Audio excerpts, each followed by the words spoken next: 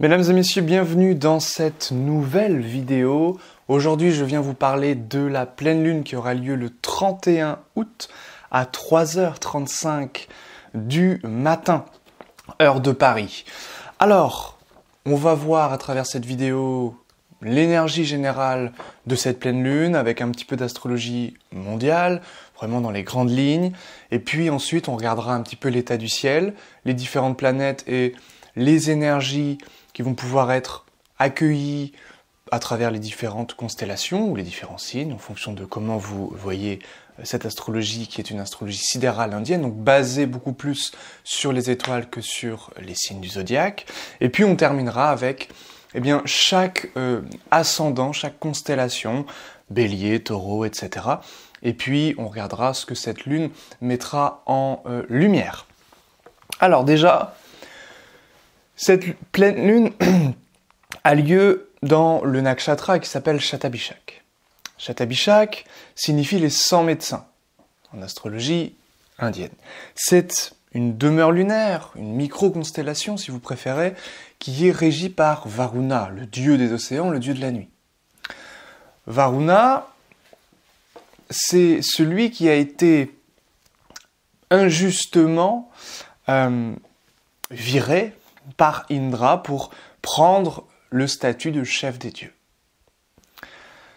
Varuna a dit ok, il est parti pour s'occuper des choses un peu plus, entre guillemets, noires, obscures, profondes, telles que les océans, telles que la nuit.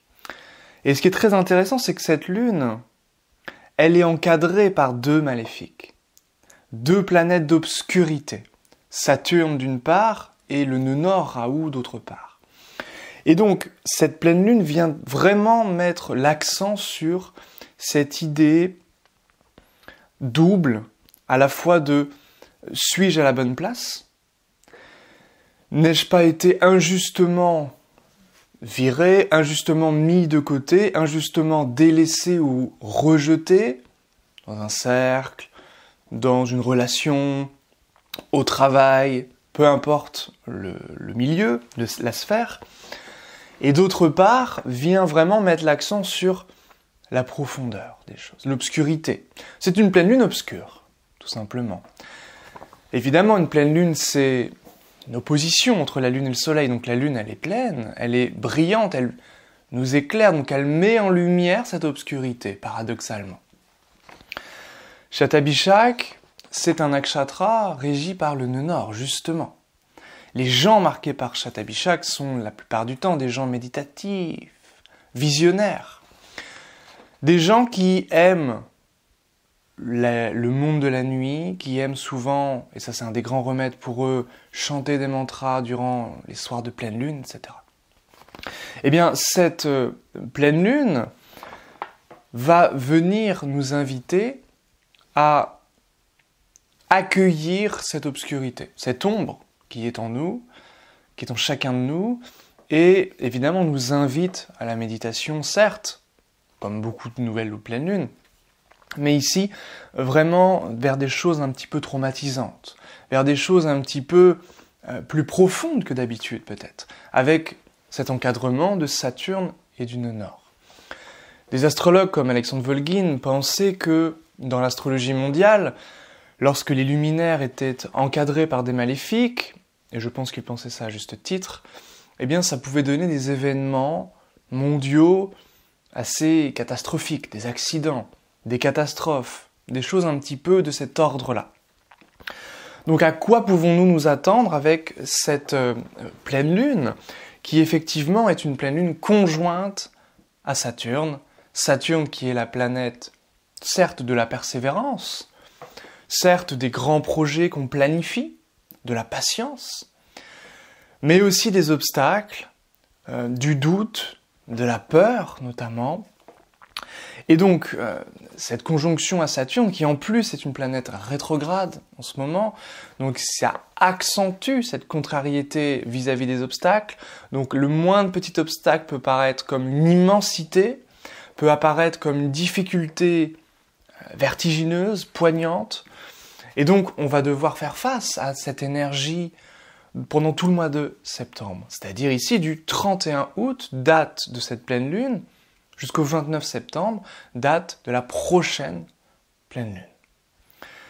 L'énergie un petit peu lourde, une chape de plomb pèse sur l'existence avec Saturne. Alors évidemment, on va pouvoir plus ou moins bien bénéficier de ces énergies, on va plus ou moins bien, en fonction de nos positions astrales, natales, accueillir et profiter de ces énergies-là.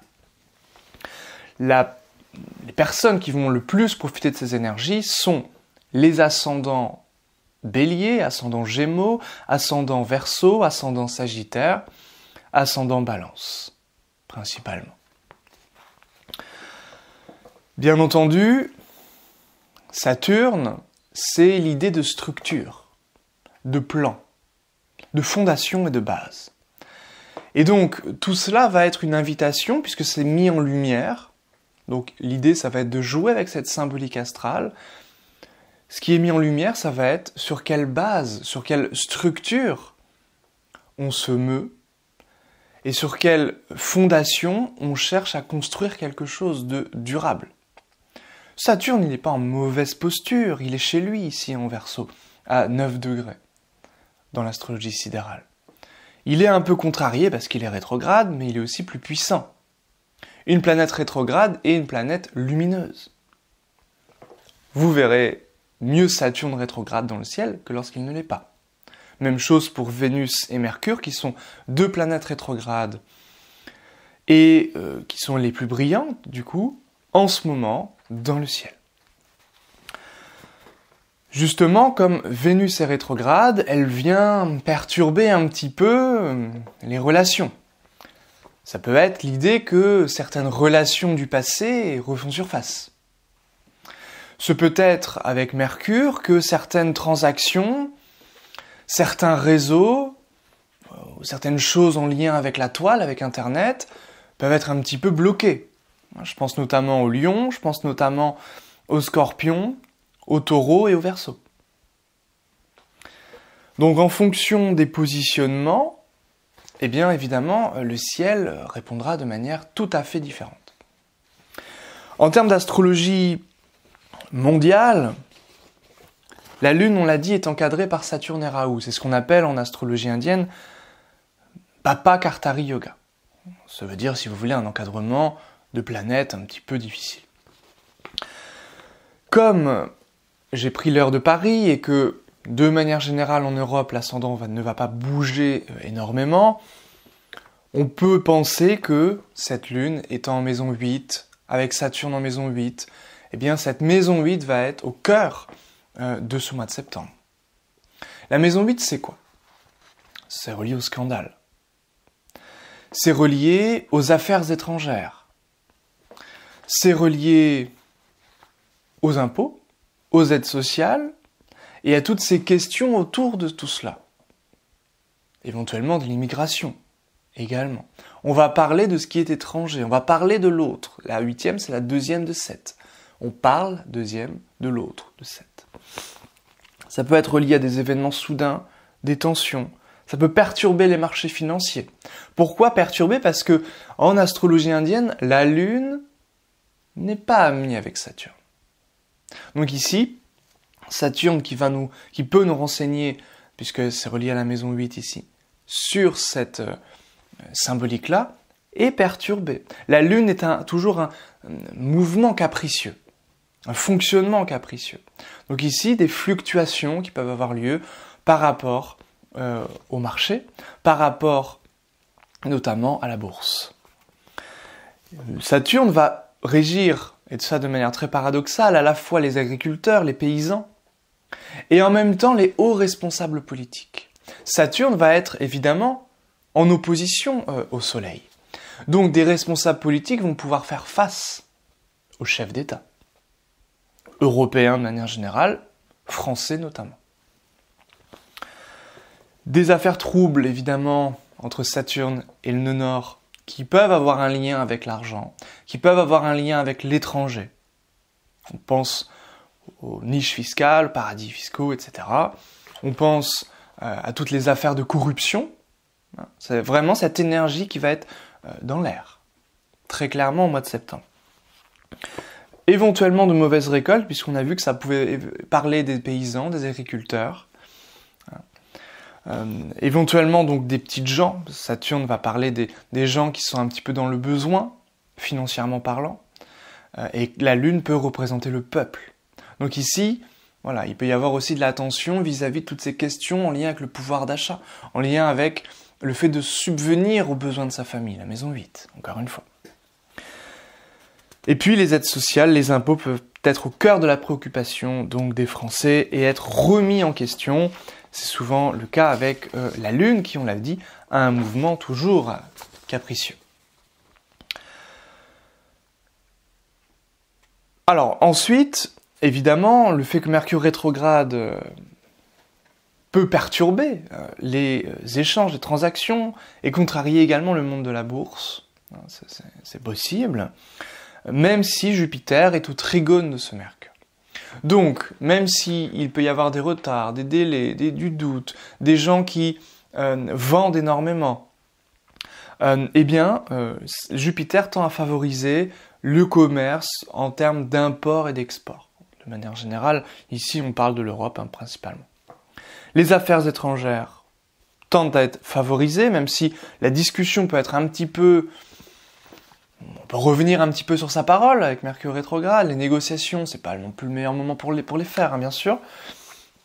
Des lois importantes peuvent également être signées en Europe et particulièrement en France. Maintenant, on va parler de cette énergie globale et ensuite on parlera de chaque ascendant. Jupiter est à 21 degrés du Bélier, 3e décan du Bélier.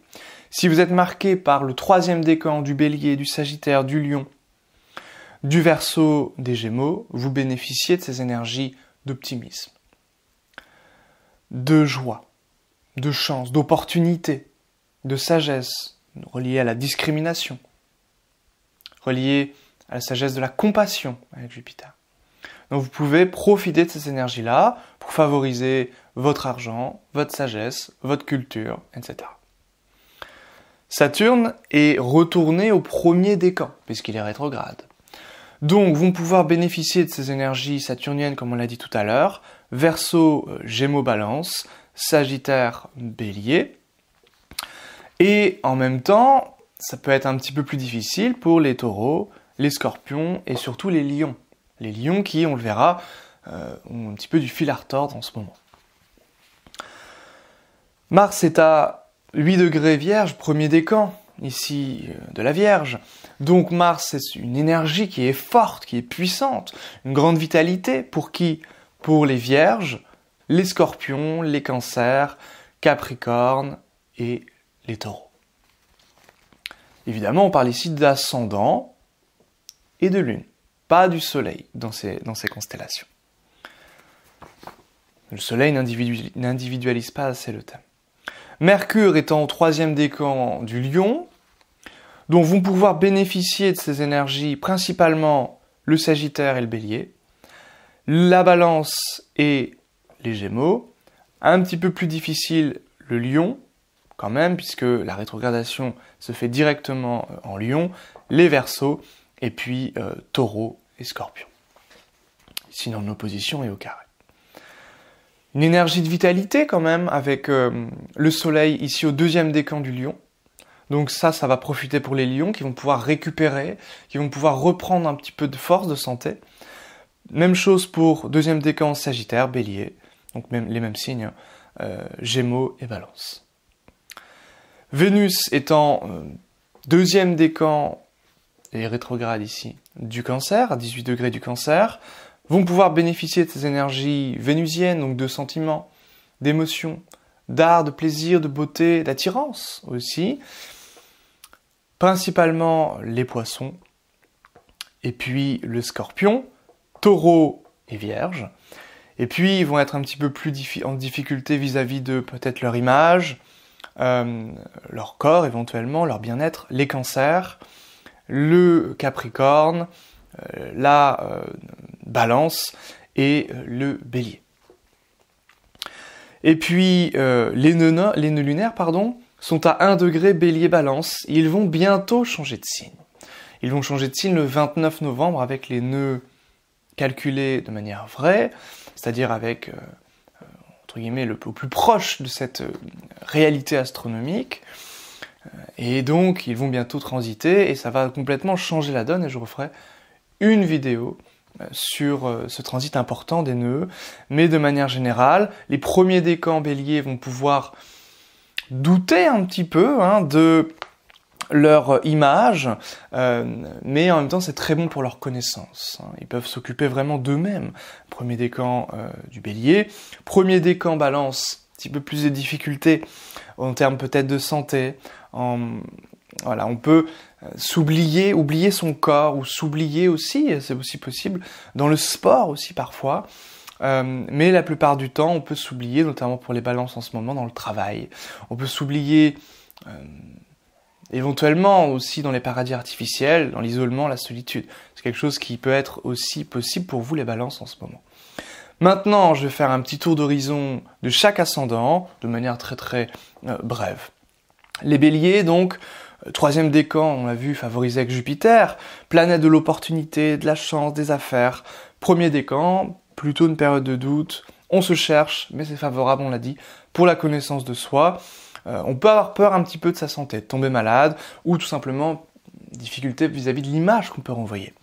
De manière générale, pour tous les béliers, la pensée peut être tournée vers le collectif, le social, et l'idée de prendre sa place à travers ce collectif sans être totalement influencé par l'avis du groupe, et prendre sa propre place, sa propre individualité au sein du groupe. Sans chercher à imiter complètement le groupe. Ça va être un enjeu important pour les béliers au mois de septembre. Taureau, ascendant taureau, lune en taureau, à chaque fois vous avez compris, l'esprit va être dirigé ici vers les projets, vers les actions, vers la carrière ou la réputation. Éventuellement vers les parents ou une figure d'autorité, ici. Les déplacements peuvent être un petit peu contrariés. Ici, vous pouvez également finir un projet, un grand projet au mois de septembre. Projet qui vous intéresse, vous pouvez quitter éventuellement en fonction de votre thème, bien entendu, un travail. Vous ne vous laissez pas faire. Les déplacements ne sont pas extrêmement favorables, mais vous ne vous laissez pas faire. Les initiatives, vous y allez. Vous ne vous laissez pas marcher dessus, même si vous pouvez être un petit peu en proie au doute en ce moment. Les Gémeaux, la pensée va être tournée vers l'étranger, le lointain. Ça va parler de choses qui élèvent l'esprit, philosophie, science, etc. Spiritualité, divination éventuellement. On peut faire un peu des plans sur la comète, idéaliser. On peut ne pas forcément être trop dans l'action. On est un peu moins dans l'action, un peu plus dans l'idée. Pour les Gémeaux en ce moment, en tout cas à partir du 31 août et jusqu'au 29 septembre. Vous pouvez dépenser également dans des associations ou des groupes en lien avec la science, la spiritualité ou le tourisme. C'est évidemment les grandes lignes, les grandes symboliques que je vous partage. Ce n'est évidemment pas exhaustif et tout dépendra bien entendu, comme à chaque fois, de votre thème natal. Les cancers, l'esprit va être tourné vers la recherche. L'idée de protéger sa famille financièrement va être importante, au niveau financier donc. Ça peut nous parler des affaires, de la mort, tout ce qu'il y a au-delà de la mort, ou de tout ce qui touche de près ou de loin la mort. Des amis ou d'anciennes connaissances peuvent revenir. Aussi, avec Vénus, on l'a dit, maître de 11 ici, rétrograde chez vous. Pour les lions, l'esprit peut être dirigé vers les autres, vers une relation, vers l'idée de comment je peux contribuer à la société, comment je peux faire ma place aussi dans la société. La santé peut être un petit peu à surveiller, notamment pour les premiers décans du lion, avec ce Saturne qui est rétrograde, qui est en pleine opposition à votre signe, à votre ascendant, donc au niveau de la santé. C'est peut-être un peu à surveiller. Même chose pour les deuxièmes décans, mais ça c'était plutôt le mois dernier, au mois de juillet-août. Vous pouvez dépenser les lions pour votre logement, pour votre santé, ou éventuellement dans des formations, puisque le Mars, maître de 9 et de 4, est en maison 2, de dépenses en lien avec ce que régit Mars, éventuellement. Deuxième décan du lion, plus grande vitalité, on l'a vu avec le soleil, une confiance qui revient, une vision plus pénétrante, on revient vers ses objectifs. En tout cas, on y pense. Troisième décan, de la contrariété, comme on l'a vu dans les réseaux, des transactions peuvent être contrariés également. Pour les vierges, la pensée peut être tournée vers la santé, vers les choses du quotidien, la résolution des problèmes. Ici, il peut y avoir aussi un changement en lien avec le quotidien. Un changement en lien, par exemple, avec des animaux domestiques, par exemple avec des domestiques, par exemple avec votre hygiène de vie. Quelque chose que vous pouvez changer pour accentuer votre plaisir du quotidien, si je puis dire. Premier décan vierge peut être un petit peu... c'est pas très favorable pour les déplacements, parce que Mars, maître de 3 de 8, ici est en vierge, en maison 1 pour vous. Premier décan, attention, voilà, aux accidents en lien avec les déplacements éventuellement. La balance, la pensée peut être tournée vers les œuvres, maison 5, les rencontres sentimentales en fonction du contexte, les plaisirs, la spéculation, les enfants. La maison 5 est très riche. Éventuellement une pratique spirituelle dans laquelle vous êtes initié, éventuellement. Premier décan, attention à votre santé, carrière favorable et succès quand même assez favorable pour vous les balances. Premier décan, donc évidemment avec ce nœud sud, qui est, on l'a dit, à 1 degré, et puis votre maître de 1 est quand même en maison 10, ici, donc la carrière tend à être favorable. En tout cas, vous allez vers ces projets, même si ça peut être un peu contrarié, on l'a dit, Vénus est rétrograde. Les scorpions, la pensée peut être tournée vers le bonheur, les parents, maison 4, le logement ou un véhicule. C'est le bien-être, comment on se sent. Et ça va être le gros enjeu pour vous les scorpions. Beaucoup d'énergie au service des autres. Un peu comme un mécène, si vous voulez. Vous pouvez protéger des gens. Un maître de main 11, on est tourné vers les gens, on les protège. Il y a un côté un peu sauveur, c'est possible. Ça peut être des amis, des groupes, etc. Mais Mars, c'est aussi maître de 6 pour vous. Ça peut être aussi des conflits. Des conflits vis-à-vis des amis, vis-à-vis d'un réseau.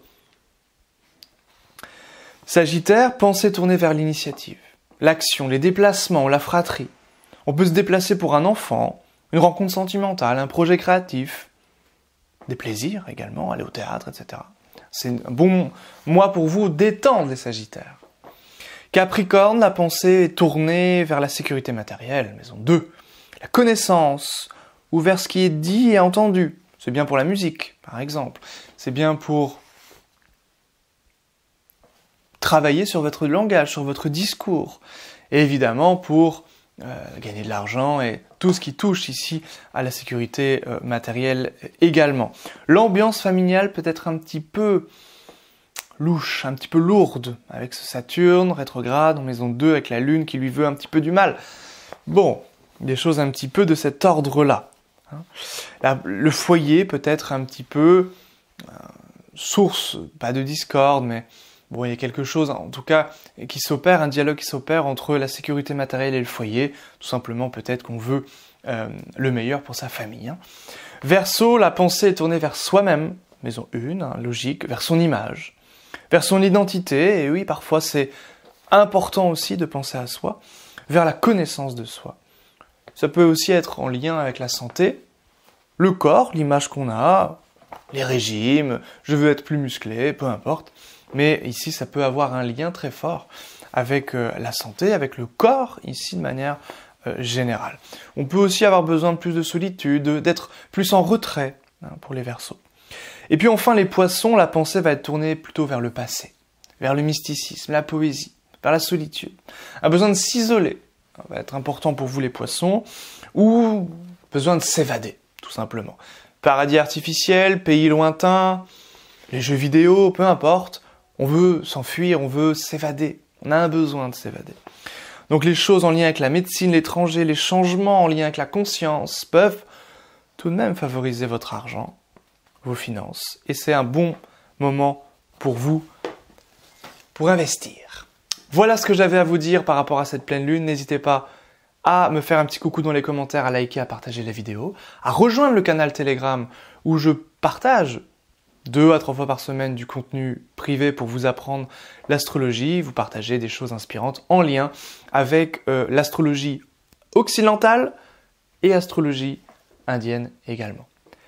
Merci et à très vite pour une prochaine vidéo. Bye bye.